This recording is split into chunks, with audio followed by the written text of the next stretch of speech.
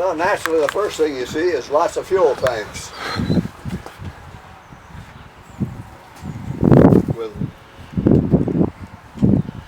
Now, would those be the fuel that you'd be pumping to the airplanes? Yes. Okay. We carried all our fuel internally, and this was the fuel that was passed to the primarily B-47s is what we refueled more than anything else.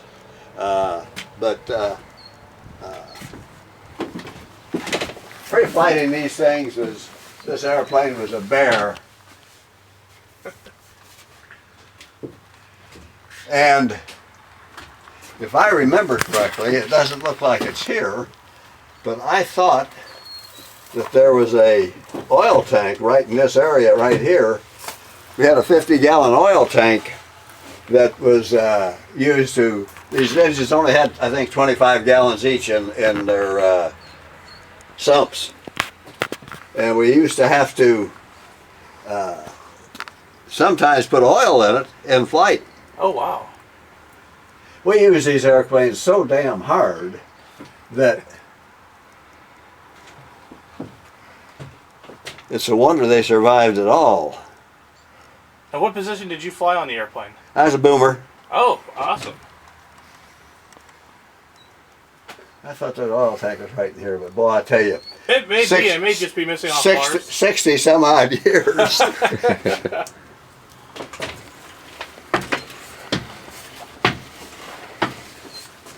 And you got a grab rail right up here at the top.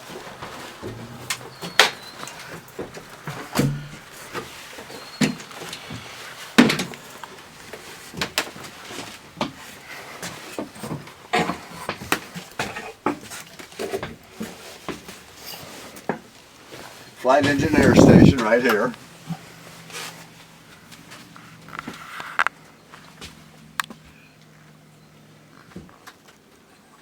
Feel free to go ahead and sit down. What's that? You can go ahead and take the pilot's seat if you like. Have at it. Okay. Flight engineer, this was a navigator station right here.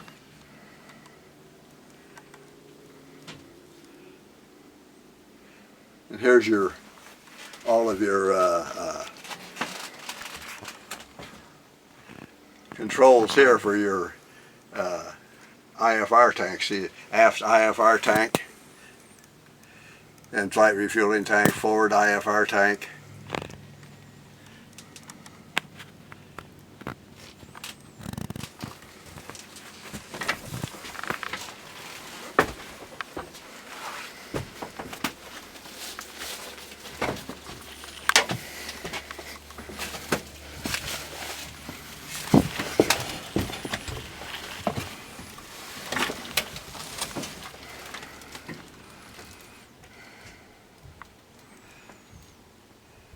Everything, of course, was nothing digital.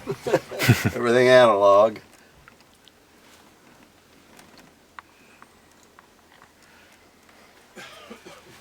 Radar.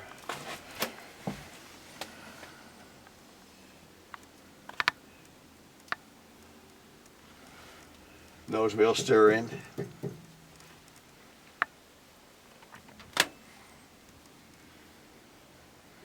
Now this airplane is pretty decent shape, really. Yeah, it is. Trim tabs, aileron trim tab down there.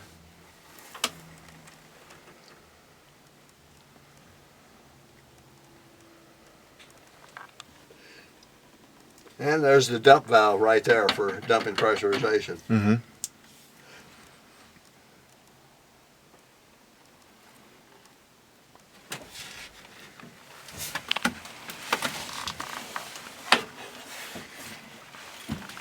There's a flight engineer.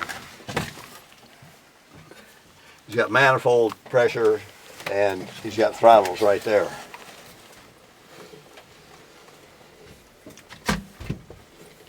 What do you guys think? It's awesome. It is pretty much complete. Yeah. I'm amazed. Yeah, it's pretty. I'm amazed that it's this complete. It is. It's pretty complete. And we're hoping to do down the road is get a building. Yeah. That's our main goal is.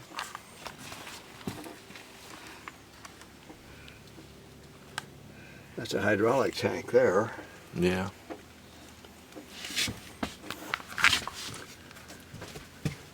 Bring back memories. Oh yeah, yeah.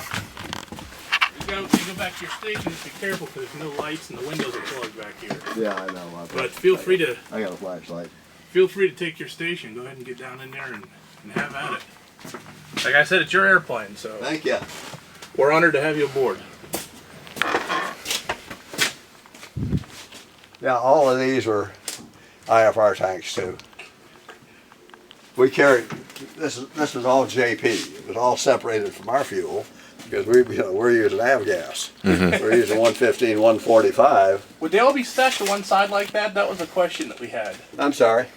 You see how the tanks are sort of stacked to one side? Yeah, Is that pretty much how you guys carried them too? that's exactly the way they were. Okay. We were Now asking. we could have troops on this side. Okay. Fold down, just plain old fold down aluminum seats. Okay. You got two hatches here. Your over the wing hatch is right here on each side, so you can get out of the wings. Got a little bit of extra electronics back here.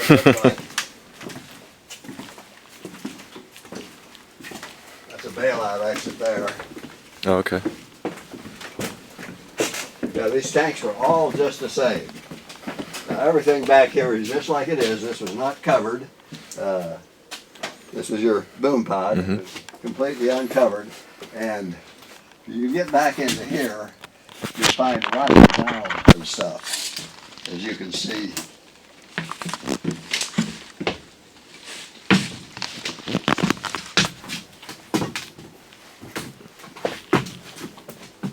All these valves, the boom operators, especially the instructors, had to know. We had bronze tools, anti-sparking tools, and of course they're numbered here. You can see numbers on them. Yeah. Okay, they're numbered, and you had to know what each valve did and what each valve would do if you had to activate it or to deactivate it. And I spent many hours. Dash 2s were your aircraft manuals. They were the manual the maintenance manuals. I spent many hours in flight when I didn't have anything else to do, sitting up in one of those seats up there with a Dash 2, learning all this stuff. That was when I wanted to, trying to get on instructor status, so I could get out of this airplane as soon as possible and get into 135s. Now this boom was a manual boom. It did not have hydraulics, so it was much more difficult to use than was the KC-135, which was a hydraulic boom. And the problem was really over controlling this hydraulic boom because it was so easy. And I was looking at some records of mine the other day, and I was written up for over controlling in the 135, one of my rides, early rides, and that was, I guess, from everybody I talked to, was very common for 97 booms to do it because they were used to horsing the thing around, and it was like a pre-power steering car. Right. And you really cranked on it. You get in a power steering car, and Yep. and it was the same thing with the boom. It was just hard to imagine us that were new that the thing could operate that nice and smooth. And I don't know whether it's here or not.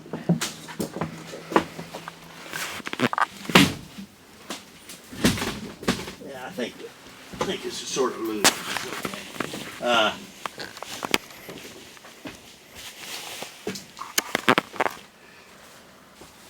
Should be pilot director lights up there, I think. Then you've got all your lighting back here. There's your pilot director lights, and what you've got is you could use the lights to indicate forward, backward, so on and so forth. And most of your refuelings were done, especially in 135s, they were done basically radio silence. Because after all, over enemy territory, you don't need to give any clues. Right. So it was done radio silence and used director lights. The only time you would use the radio, we always use the radio, of course, beforehand. Make sure did a radio check with the bombers or fighters. And then normally we'd go radio silence just for practice. Kept everybody sharp. And they could see the director lights that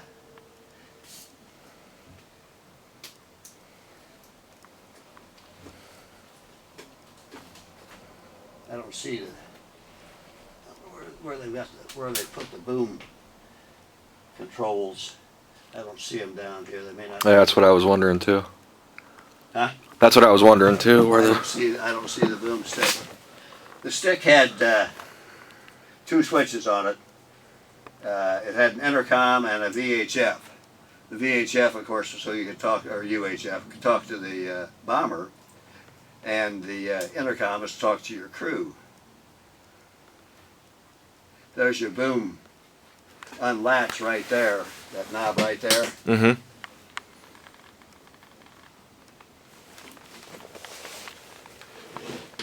Of course, this was attached right here, if I remember, somewhere right in there. Oh, okay. I'm guessing. Because it's loose right now. Yeah, I saw that. And if there is a boom operator, or if there's a boom handle here anywhere, I don't see it. It may not be in the aircraft, or it may be stuck someplace else. But this thing is in amazing condition. Yeah, it really is.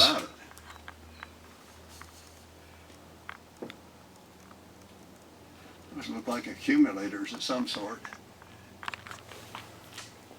I didn't see any oxygen bottles up there either, any yellow ones. I would have thought I would have seen those up there. Yeah, I didn't notice any There's either. no smoking sign back here, believe it or not. Yeah.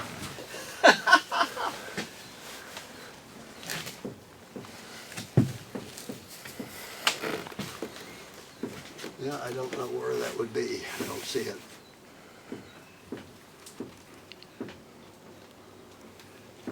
But a big airplane, as you can see. Mm-hmm. Notice what you've got there that you don't see in airplanes, new airplanes today? Cables. Control Yep. cables all over the place. Yep.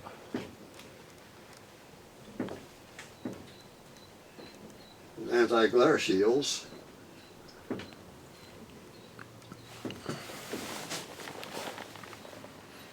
Yeah, I would say this thing could be, take a lot of restoration, but a lot of it would be cosmetic anyway. Mm-hmm. But you've got the potential to really restore this.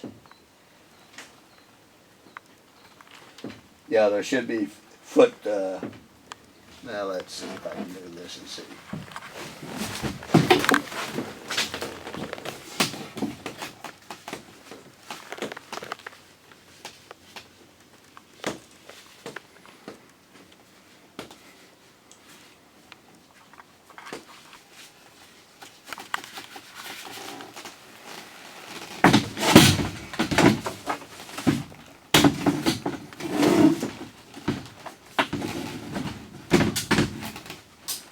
Yeah, something like that. Mm-hmm. And see, this slid back and forth. This is on rails here. Okay. You know, a short guy might not, one guy might not need it exactly where the other guy did. And if I remember, there were pedals right there for your feet, Oh. if I remember right.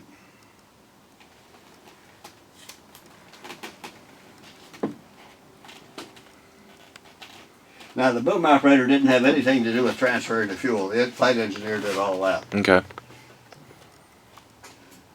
It's hydraulic right there, it looks like. Yeah, there's a hand pump. Hand pump right there, yeah. And there was a portable oxygen bottle right here. See where it says portable oxygen refill before replacing, so on and so forth. That's in case maybe you had somebody back here observing.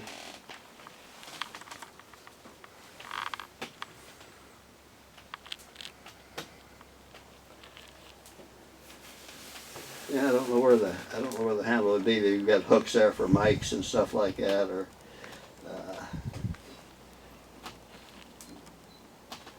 it's amazingly complete.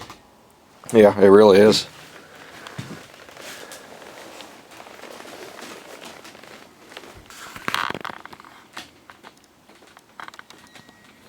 Dump valve, depressurization valve is right there in that area somewhere. That's so you can dump the pressure quickly if you have to. Mm-hmm. Anything I can try to answer for you? You got any questions? Oh, I don't know. The Doing a valves pretty good job valves on are your own. neat. I think there's about 6 of them all together, and we had to know exactly what each one did and what to do. So I said we had all non-sparking tools. I bet those things cost a pretty penny today in bronze. Yeah. Yeah. But the insulation's in pretty good shape and everything still. Yeah, the entire airplane really is. It's not been destroyed on the inside. Or stripped. Yeah. Yeah, I don't know the history of this particular Well, airframe. I don't have any idea on the history of the bird. I'd imagine it probably went from pretty much active service to storage. Yeah.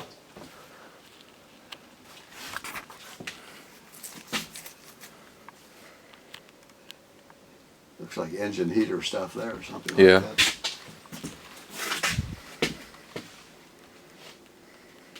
I was looking for a boom handle, but I don't see one.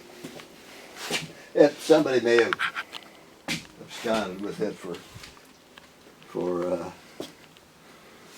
their collection. Who knows? Yeah, it's hard to say. But you had a lot of tanks in this, you know. And we were operating this thing pretty much maximum gross weight, which I remember, if I remember correctly, was somewhere in the area of 175,000 pounds. And I don't know what the basic gross weight of these birds was.